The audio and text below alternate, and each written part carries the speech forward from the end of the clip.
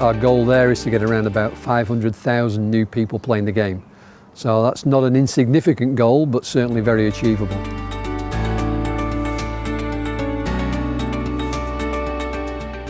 Well, I think we need to get more and more people understanding that the game is good for all people with disability. So it's going to be a long time before we get players that are competing, shall we say, on rugby with disability and without disability playing on the same pitch.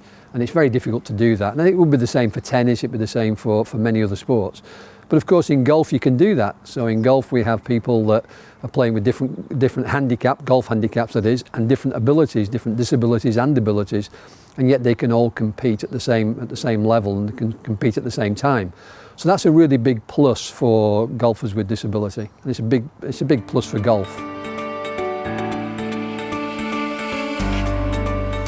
Well, RSM support's vital because it does a few things for us. Number one, certainly it gives us some finance because it's a volunteer organisation, it's a not-for-profit, and funding is always very difficult to get. But by the same token, the funding that RSM is giving, that really helps a lot.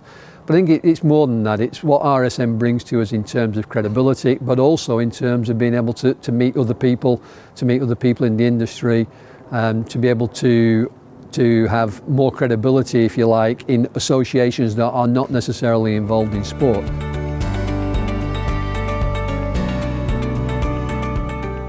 I think the first place to do is to go to our website. So if they went to www.edgagolf.com, I think that would be a good starting point. There they can have a little look through, they'll be able to find out some places where they've got starter sessions, they'll be able to find some of the golf clubs that they can go to, find coaches that have been trained to be able to teach people with disability.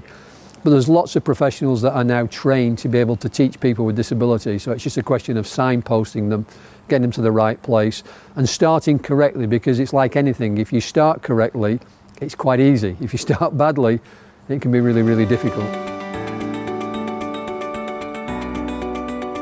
There were 7 sports that put forward for the 2024 Paralympics. Unfortunately, none of the sports managed to achieve the standard, which was a little bit surprising that nobody could get it quite right. But clearly, the fact is that we're really focused on trying to get into the Paralympics. That will happen in time, there's no question it will happen.